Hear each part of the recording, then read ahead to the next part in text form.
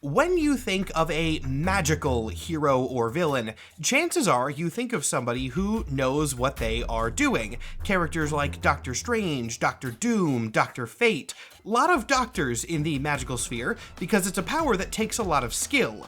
But you don't technically need skill to use magic, not in every circumstance, and on rare occasions, a villain will come along who wields magic actively and on purpose, but also has no idea what he's gotten himself into. This is the case with the newest addition to Marvel Rivals, the Hood. The Hood, fundamentally, is a man of two worlds. His whole concept is that he is definitely a magical character, but also probably shouldn't be a magical character. The Hood deals with forces way beyond his control, and often to his own detriment as much as others. It's kind of rare to find a character who will go up against the likes of Daredevil and the street hero sphere, but then also Doctor Strange and magic heroes depending on the day. The lore of the Hood has gone in a lot of different directions over his history, and I don't mean like a slow, gradual transition of the character over years, I mean just issue to issue, he will be doing entirely different things. The Hood is very much a character who can kinda just pop up anywhere. I will say though, I'm genuinely not sure how obscure of a character the Hood is, and I'm gonna ask people to comment something right at the beginning of the video because I'm genuinely very curious. Do people know about the Hood and what his whole deal is before watching this video? I've been aware of him for a while, and I know a lot of people have at least heard the name in passing. He is in the MCU, but coming from the comics background that I have, the Hood has been very, very relevant to Marvel, but only for a very narrow window of time, so I don't know what his public perception is like in 2026. Now, the thing about the Hood is that he's kind of difficult to do a comprehensive YouTube video on. Not because his lore is particularly complicated, in fact, quite the opposite of that. The Hood is a crime guy with a magic hood. But anything beyond that foundational concept starts to get a little bit twistier. And the best way that I can introduce that is by starting the video with an audience participation pop quiz. So here's your question. Which extra-dimensional entity empowers the Hood's magical cloak? Is it A, Dormammu, B, Mephisto, or C, Oblivion? Go ahead and put your answers in the comments if you would like. Or don't. It actually doesn't really matter because all three of these answers are technically correct, depending entirely on what media you're looking at the Hood in. The Hood has been an important character in three different types of Marvel thing. The original comics, of course, the MCU in Ironheart, and now Marvel Rivals. And his warlock patron figure is a different guy in all three of them. The differences don't stop there either. All three of these different forms of the Hood have different origin stories, different sources of power and abilities, and even different personalities to a degree. Really, the only thing unifying the Hood across different adaptations is his name and a general set of themes. He is a power-hungry criminal with a magic hood. That never changes. Well, actually, even that's not entirely true. It has changed a couple of times, but only under specific circumstances under which we'll get to that. In this video, I'm going to be talking about the Hoods, plural, because I will be addressing all three of them, I guess. Most of the video is going to be on the comics, because that is my area of expertise, but I will spend a couple minutes on the MCU version, and then, of course, I will explain the lore of the Rivals character, because that's what a lot of you are here for. So, we'll begin with the comics version, then. The Hood's real name is Parker Robbins, and he is not a particularly old character. He first debuted in 2002, so he's not new either, but compared to Marvel as a company, that's fairly recent. His first appearance is in The Hood, Issue 1, giving Parker the distinction of debuting in his own self-titled series, which often means that the character in question is going to either be really popular or really unpopular. The Hood was part of the Max Comics imprint, which is still Marvel despite not saying it on the cover. This was an initiative Marvel was doing in the early 2000s as a way to publish R-rated books while also distancing them from Marvel for branding purposes. It does still take place in the main Marvel universe, though.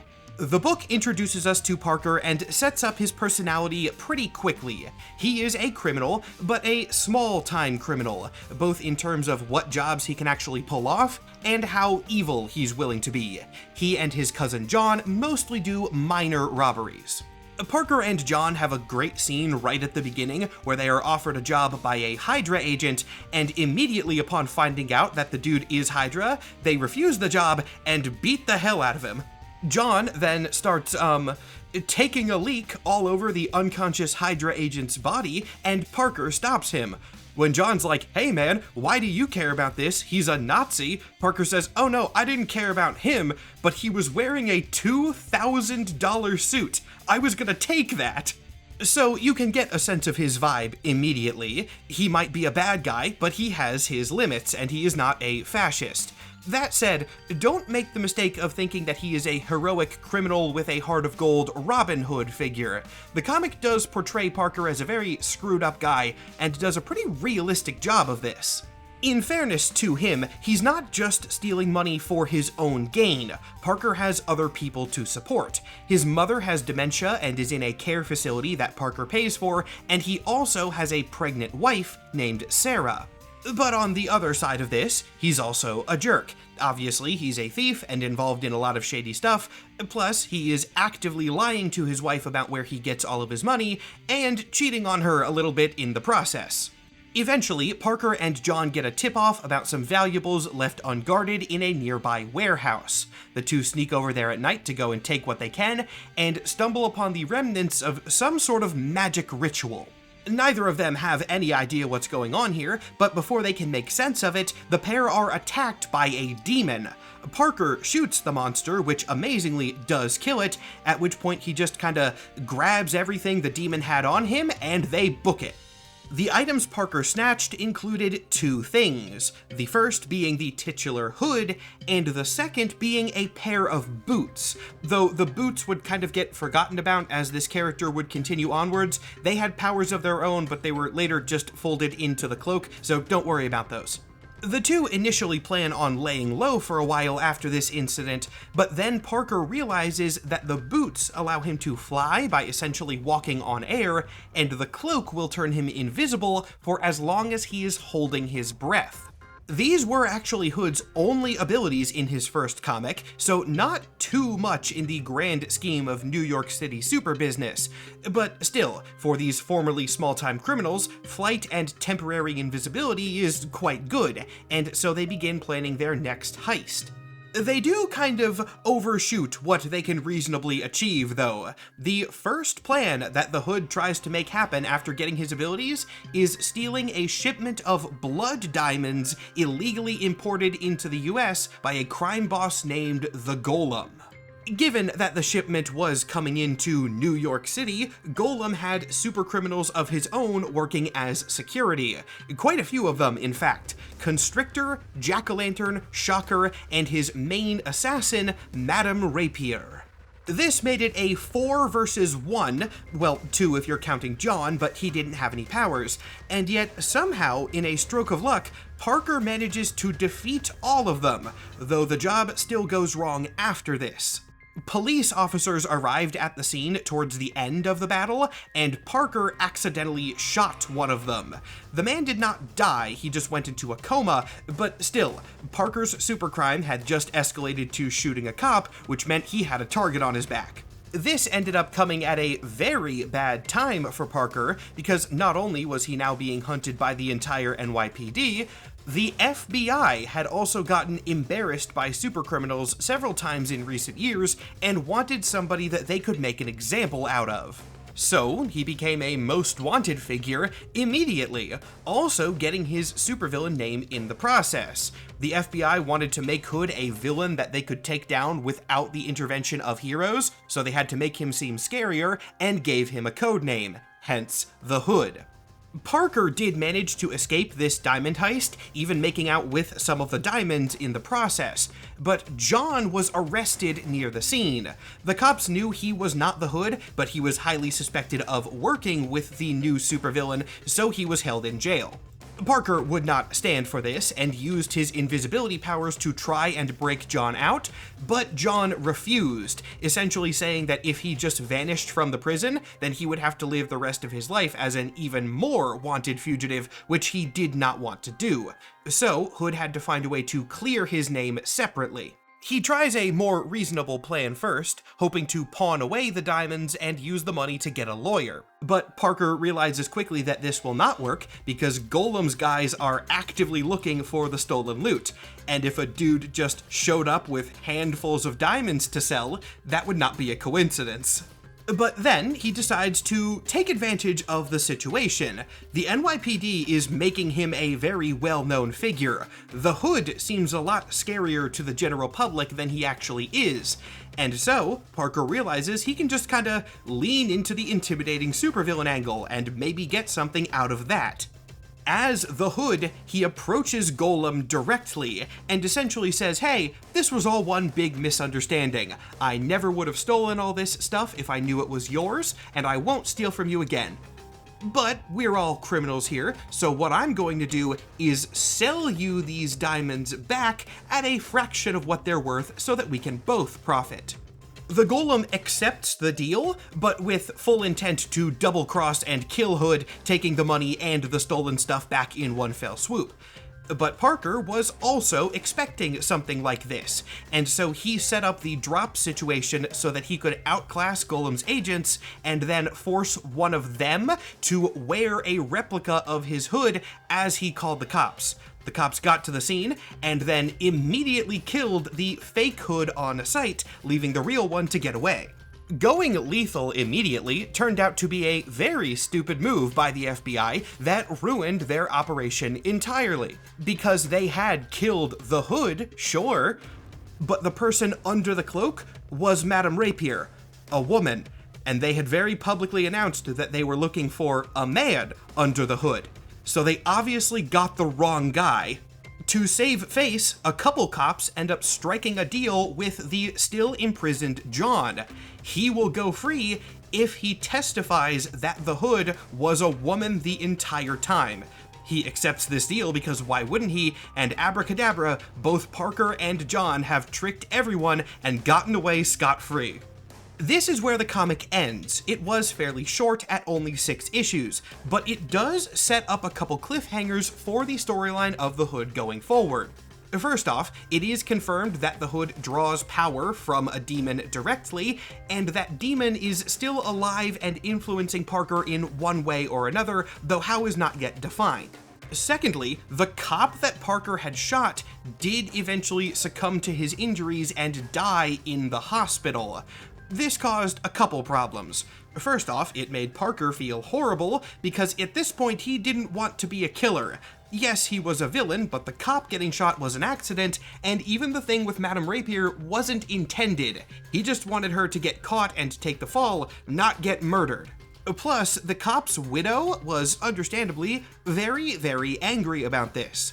Angry enough to become a superhero named White Fang and swear to hunt down the Hood and eventually get revenge on him. So we have 2 plot hooks for the Hood going forward. We have the demon thing and we have the new very angry hero hunting him down. And then once the series was over, Hood would not show up anywhere for 4 years. For whatever reason, I guess the Hood comic was just not very popular. I personally thought it was fine, it's nothing remarkable, but they do a good job at writing Parker as a not morally good protagonist, which is something rare but fun if it's handled correctly. It was also a very R-rated comic though, and I don't believe the Marvel Max imprint did very well in general. Punisher Max did well, but it is the only one that is frequently talked about still. So the Hood got kind of dropped, but would return in 2006 in the Beyond series, where he was a major character, but also this book had a lot of major characters, so he didn't get too much focus. Beyond revolves around an evil cosmic being named the Stranger. Yes, I know you'd think it would be the Beyonder from the name, but that was like a twist reveal. It was the Stranger pretending to be the Beyonder. Whatever. He took a bunch of heroes and villains from Earth and threw them into some extra-dimensional cosmic battle game. There are many stories with this same general plotline, and one of the draws is usually that they take a lot of characters who don't get to interact with each other and force them to interact with each other. Hood was one of these. His personality, though, is still very consistent with the original. Hood is just kind of a regular dude. He is not some grandstanding megalomaniacal villain. He is a small-time criminal who got a little bit of a magic power boost and then made the most of it. He is not a hero, he is still a bad guy involved in shady things, but he has enough humanizing qualities to be sort of likable. Most importantly, the fact that he is still married to Sarah and taking care of her with the money that he makes from his crime. After Beyond finished, the Hood entered a new era for his character, a very different one than anything he had gotten before, not that he had gotten that much yet. This began in New Avengers number 33 by Brian Michael Bendis, releasing in 2007. Before I talk about how this arc exactly went, I need to zoom out a little bit and talk about the production history of the Hood, because this dude was the poster villain of Marvel for the late 2000s. As of this recording, Hood has appeared in 170 comics ever, and over half of those are from 2007 to 2010 alone. Before this tiny era, the Hood had only been in 2 short miniseries, and that's it. After this era, he has been largely relegated to more of a minor villain, though I'll talk about that later in the video. But for those 4 years, the Hood was everywhere. He was one of the most important villains of the company as a whole, especially in the Avengers sphere, where he was like one of their top 3 guys. This happened, I can only assume, just because Brian Michael Bendis liked the character. I can't really think of much of another reason why Hood would just show up as such an important figure out of the blue, plus all of his early appearances during this time were in Bendis books. The thing that makes this weird is that Bendis wrote the Hood kind of just entirely differently. Parker had a character arc that he was slowly going on. He was depicted as a screw-up who had a couple things that he cared about, even if he wasn't always great at sticking to them. Then he got into something way over his head, and the question was going to be whether he fell to that or was able to keep a hand on some bare minimum morals. This theme is really present in, the fact that he's literally being corrupted by a demon. It wasn't very subtle. In New Avengers, though, we kinda just skipped to the end of that arc for a while. When we're introduced to the Hood in this comic, he is an aspiring crime lord. He's a real horrible dude, and also his powers have advanced quite a bit to the point where he has now gained his demon transformation ability, though even then, he doesn't use this power very often.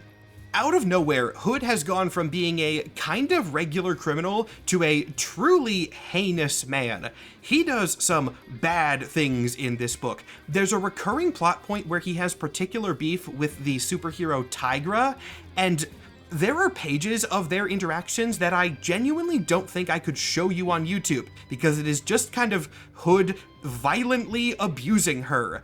It's not even like superhero and supervillain fun kind of beef and violence. It's like genuinely a little bit uncomfortable to read. I don't know what was up with that. Specifics of that aside, I could excuse a little bit of the character shift if it was in service of the demon corruption arc. But it wasn't, at least not immediately, and the best example of that is the fact that Hood's wife, Sarah, isn't in this comic, and wasn't even mentioned in this comic. She will come back later, thankfully, but there was a full 2 years where the Hood was a big, bad, scary villain, and yet they also just entirely forgot what his motivation was. Don't get me wrong, he is cool enough in this book. It's just that if you're reading his story in chronological order, like I did for this video, this transition is super jarring. What he was actually doing in the comic is a decent story, though. The Hood was starting his own super criminal gang. Hood's gangs have since become the thing that he is most typically known for. He is a crime boss character, but for costumed wackos. Contrast him to somebody like Kingpin. Kingpin is a more or less normal crime boss, but he exists in the Marvel world, and so he has to employ supervillains often. Hood doesn't even have normal human employees. He only works with costumed supervillains. Parker created his first gang after the superhuman Civil War, taking advantage of the chaos and power vacuum to unite many villains under the same banner. This gang was remarkably successful, largely thanks to the fact that Parker was an effective leader. As I've said several times, he is not a grandstanding supervillain, he's just kind of a guy who ended up getting some power. And because he was a very normal person, he treated the other supervillains the same way. His gang was fair and balanced. This wasn't a Dr. Doom situation where he was lording over them like minions. The amount of power that Hood was able to amass in the criminal underground quickly got the attention of Norman Osborn, and at a time when Norman was also in the height of his influence, as he kind of had control over a huge section of the government. In the previous couple of years, Norman had successfully put himself at the center of a bunch of major events as a heroic figure in the eyes of the public. This led to him being put in charge of the Superhuman Registration Initiative and a lot of other chunks of the United States military. Norman basically won for a couple of years in the late 2000s, and even had his own government-sanctioned Avengers team made out of quote-unquote reformed supervillains called the Dark Avengers. Impressed with Parker, Norman would end up inviting him to his secret Illuminati-esque circle of powerful individuals, the Cabal.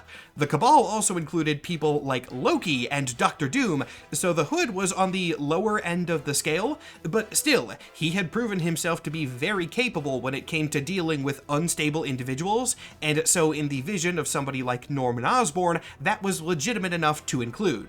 This is the capacity that Hood had for most of this time in the late 2000s, but there is one specific series worth shouting out here, another Hood self-titled book, specifically called Dark Reign the Hood, but still he was the star, and this is essentially part 2 of the original. The Part 2 status is legitimized by the fact that some of the original creative team came back for this. It is not written by the same guy. The original Hood series was written by Brian K. Vaughan, which is a surprisingly big name, and the Dark Reign series was written by Jeff Parker. But the artist is the same. They were both done by Kyle Hotz, so some of the original creative intent likely came through here since it was the same people. And believe me, you can tell if you read this mostly in one sitting, as I did. This new Hood comic would not come out until 2009, so almost 2 years after his return, but it does make up for all of the weird character gaps that we had seen in those 2 years. Every hanging thread from the original comic is followed up on here. Sarah is finally back in the spotlight. She is still married to Parker, still has no idea that he is a crime lord, and has also now given birth to their daughter, who is named Brienne. Parker's demonic corruption is also now officially worsening. We'll talk about who was behind that in just a second, but at this point, Parker's over-reliance on the powers of the Hood are turning him into more of a literal monster, which Sarah is getting closer to noticing. Even White Fang comes back here. Remember the wife of the cop that Hood shot? Yeah, she just kind of became a superhero in the last pages of the 2002 comic, was not seen again since, and then this comic just decided to set up exactly where that left off. It is a remarkably faithful continuation. The plot revolves around everything Hood had been trying to balance crashing down at once. He decides that he needs to get out of the growing control of his own Hood, and so starts looking to Satana for information about the occult surrounding it. This leads to him trying not to use the powers for fear that they will worsen, so he also has to find a way to hold influence over his gang of criminals, not letting them know that he is actively weakened, which he does by just wearing a fake hood that uses nanotech instead of his actual magic. Meanwhile, White Fang finds out Parker's real name and begins hunting him down in his civilian life, and the chaos of all this leads to Sarah finally finding out about her husband's activities as the Hood, so she takes their daughter and leaves. With his family gone and his empire crumbling, Parker has nothing left to lose, except for his mind, which he will lose shortly after this thanks to the magic, revealing that he has been so corrupted by the demon inside of his hood that he no longer actually needs the hood to use his powers. The magic is now inherent in him. So now the question remains, who was on the other side of that dark bargain? Which monster was empowering the Hood the entire time? I gave you that multiple choice question at the beginning, and the answer for the comics Hood is the one that makes the least sense. For some reason, it's Dormammu. Now, if you're not familiar with the Doctor Strange sphere of Marvel Comics, this might not sound too weird, but for those of you who don't know, Dormammu isn't a demon, not really. He has been generically referred to as a demon before, but he's not a demon in the pentagrams and hellfire sense. He is an extra-dimensional wizard magic entity guy. He is from the dark dimension, which is strange and eldritch, not hell. Dormammu has never been the dark bargains with mortals type. That is not his MO, and for the record, it was likely not the intent in the original comic either. Dormammu is never invoked in the first Hood series. He is only brought up in the Brian Michael Bendis Avengers stuff from 2007. But yeah, as of 2007, the Hood was connected to Dormammu. Apparently, Doctor Strange had cast a spell which drastically lowered Dormammu's influence in the mortal world and prevented him from manifesting, so he needed to do it through an avatar. And that's what the Hood does. It provides power to the wearer, but every time they use that power, it allows Dormammu to manifest more and more through them. Credit where credit is due, this is handled in a really good and sinister way in the Dark Reign comic. Dormammu is outraged that Parker is trying to get out of the control that the Hood is gaining over him, and when Parker tries to put the Hood down, Dormammu temporarily cures the dementia that Parker's mom had, but of course, he will take this away if Parker doesn't keep the connection going.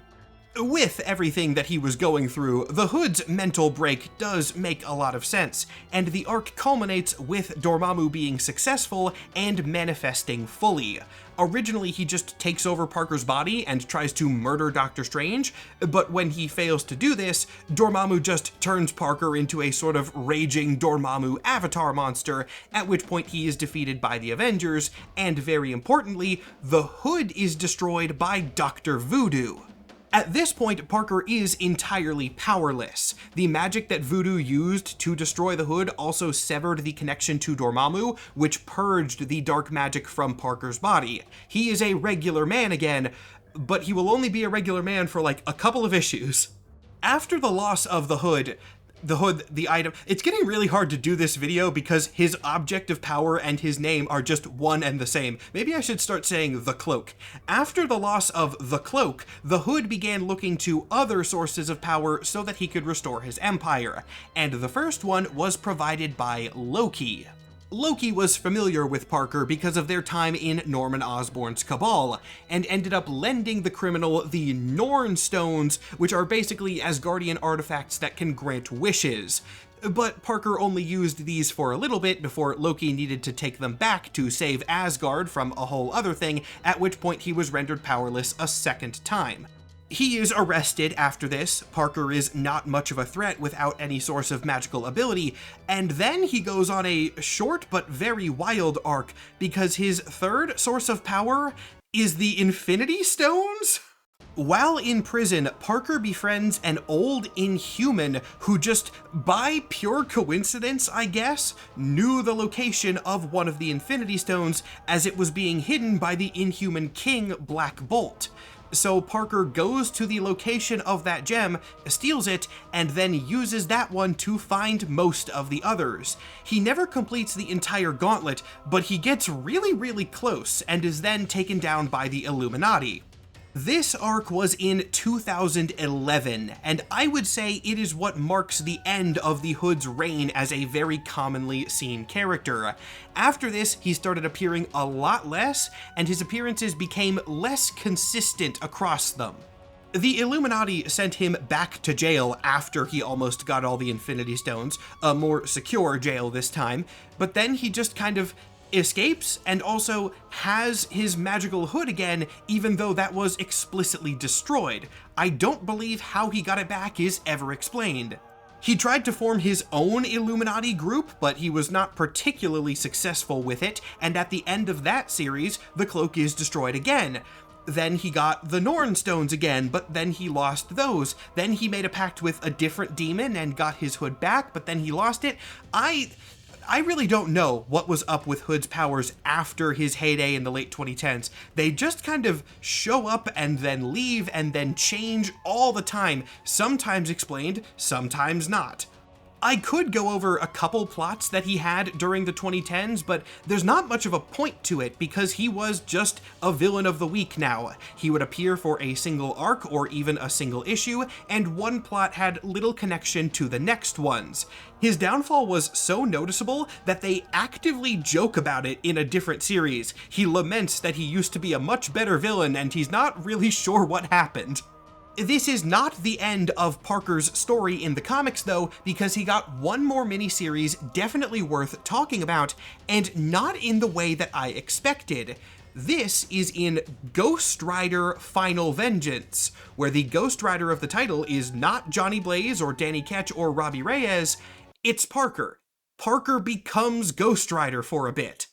I'd actually read this comic a while ago for my Ghost Rider video, but at the time I didn't really have the context for it because I hadn't read the earlier Hood books. But now, having read those, I like this series a lot more, as it kind of functions as the end of the pseudo-trilogy for Hood solo minis. At the beginning of the book, the spirit of vengeance has left Johnny Blaze and ended up with Parker through a deal he made with Mephisto. So funny enough, this Parker does have powers from Mephisto, but like not the one he's most known for, just from this miniseries. Regardless, Hood is given the spirit and becomes a very, very cool looking Ghost Rider. You can't deny that this design is just, I mean, it's very cheesy, but cheesy in a metal 90s way that I just have to enjoy. With his new and now far stronger set of abilities, Parker begins trying to reclaim his old status as a successful crime boss. But not in New York City. He's not going to deal with those superheroes anymore. He moves to Chicago and starts taking over there. Chicago also happens to be where Sarah and Brienne are, but don't worry about that. That surely has nothing to do with his decision of where to go. Except it did. It had everything to do with that decision, because Final Vengeance fully establishes that Parker never got over his ex-wife. Under the rule of cool hellfire magical nonsense of Ghost Rider Final Vengeance, there is a really sad story of Parker trying to reclaim his connection with Sarah, despite the fact that he has not learned anything. He is a super rich and successful man again and buys her all the things that she would want, but she doesn't love him because he hasn't actually changed. He thinks that if he can gain enough power, then she'll come back to him, but no, she doesn't want to be with the Hood, she wants to be with Parker. Towards the end of the series, Parker begins making just enough of an effort that Sarah considers getting back to him, but then his criminal empire gets in the way again, as a gang of vampires that he had ticked off attacks not just Parker, but his family, turning both his wife and his kid into vampires too. Finally realizing the gravity of the situation and the damage that he has caused, Parker forsakes the spirit of vengeance and makes another deal with Mephisto in the process. The demon will cure Sarah and Brienne, turning them back into regular humans, but Parker will be sent to hell in their place. And that is where the comic ends. The Hood trilogy has a very tragic ending. Parker does kind of get to redeem himself, but the last shot of the comic is him in hell. He does not get a happy ending. His family is safe, but he has paid the price for it. Tragic as it might be, though, I'm kind of glad that this is the way it concluded.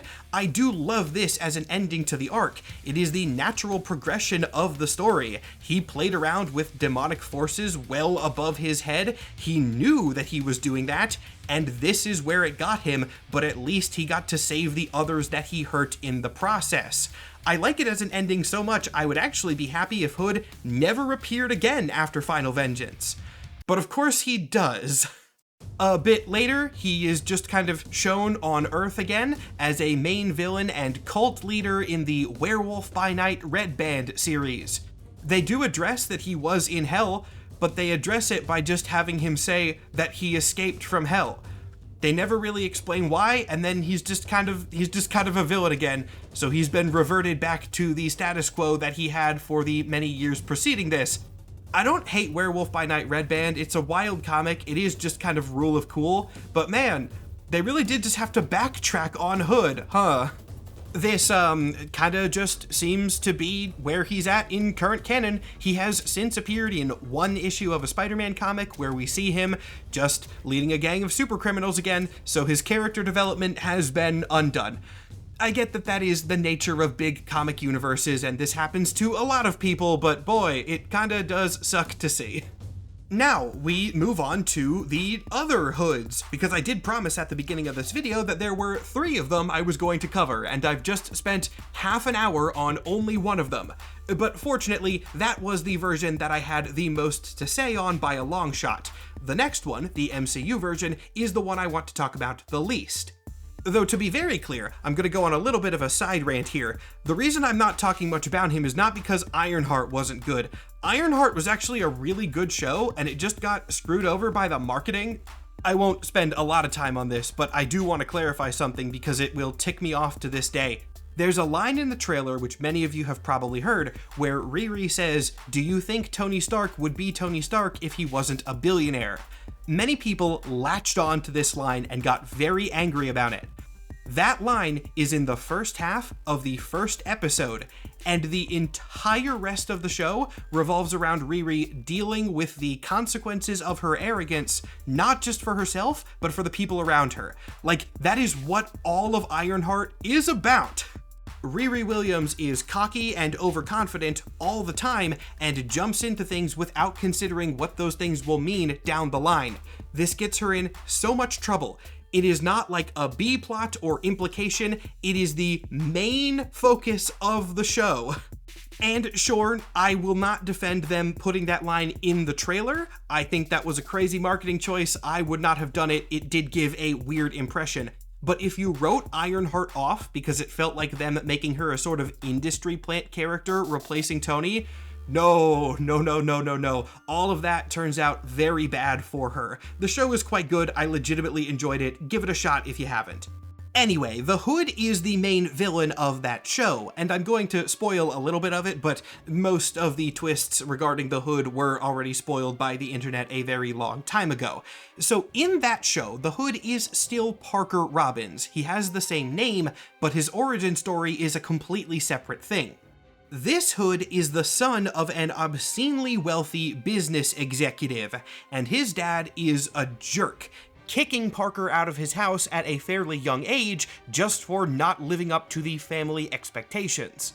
This led to Parker becoming extremely bitter, vowing to eventually become even richer than his dad and take over the family empire by force, which he began working towards through crime.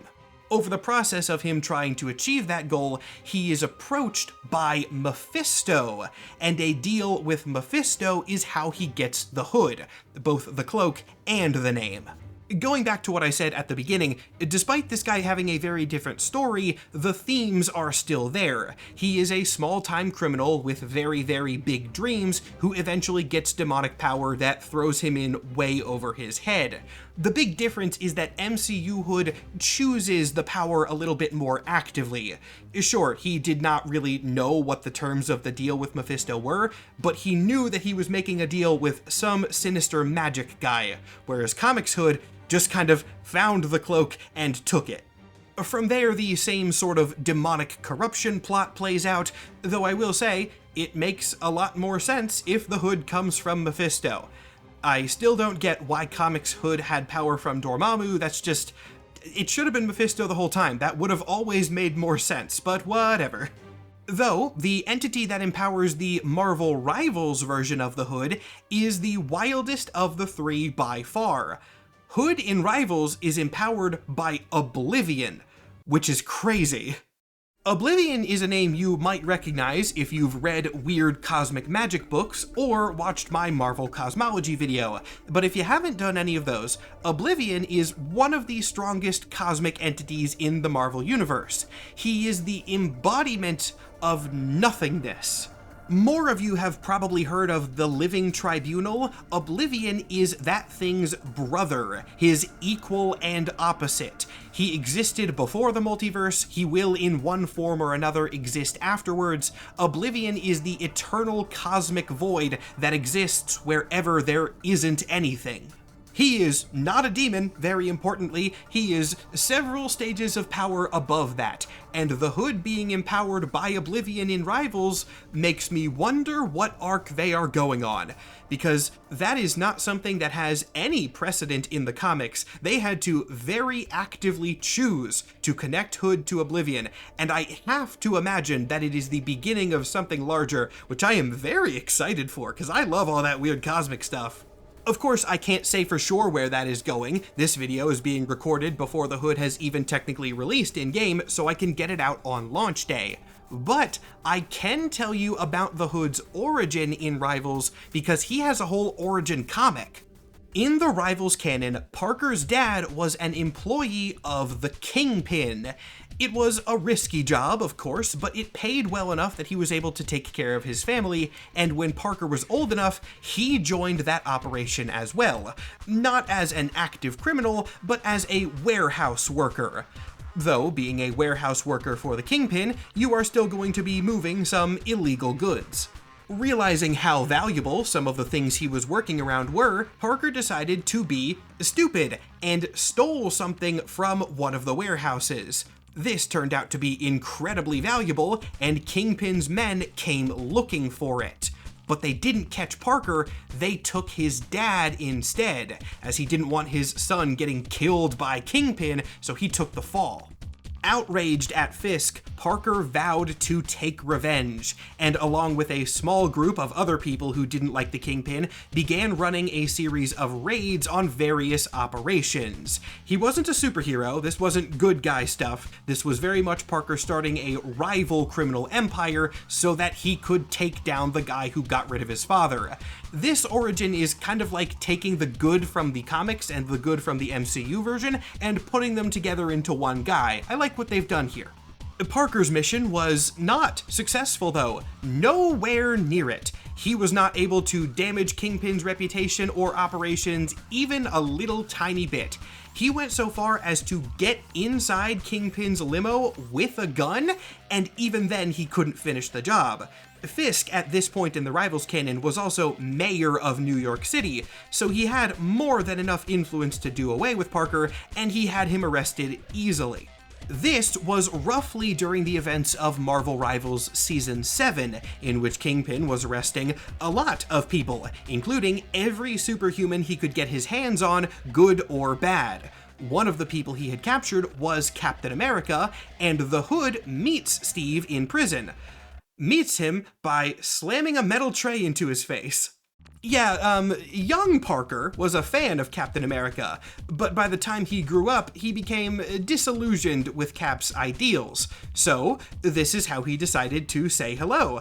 But Steve, being Steve, didn't take it too harshly. He recognized Parker as a very traumatized kid who just needed some guidance, and to his credit, did legitimately try to help set the young criminal on the right path.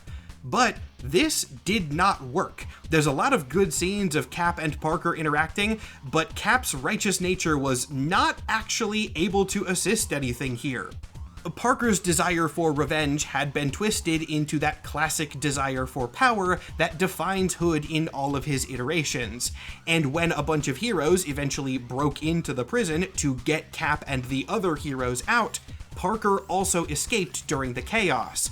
on the way making a stop at the vault where Kingpin was keeping a bunch of magical items and stealing the Hood of Oblivion. Using the powers granted by Oblivion, he became a successful crime boss trying to rival Fisk for real. And once again, keeping up the few traits that define Hood over various iterations, he does have a family member that he truly cares about. In this case, it is his mom, who is still alive and loved by Parker very much. So something horrible is probably going to happen to her sooner or later. This origin story happens fairly quickly before the events of the game as they currently stand. I believe that at the time of his introduction as a playable character, he hasn't had the Hood for too long, so he's probably not been heavily corrupted yet, but that will almost certainly happen as time goes on. It happens to every version of the Hood, and like I said, them choosing Oblivion as his patron cannot be coincidence. That has to be going somewhere. Hell, half of his interactions with other characters are people telling him to take that hood off before it kills him. As a fan of both Marvel Magic and Marvel Cosmic stuff, I am very excited by this new addition to the game because it is just kind of both of those things. I would have been happy with a Demonic Hood, even Hood connected to Dormammu, but Oblivion, hell yeah, now we're very specifically in my favorite circle of things. He marks, I believe, the biggest divergence from comics lore that Rivals has seen to date. Sure, there are some differences with characters, like Captain America in Rivals was woken up from the ice in 2099, for example, but otherwise, like, he's still Cap.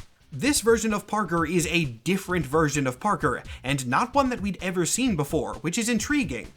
Ultimately, if they were going to make a pseudo-original character like they have done here, the Hood is a good character to do it on, because looping right back to what I said at the beginning, the Hood is a power-hungry crime guy with a magical hood.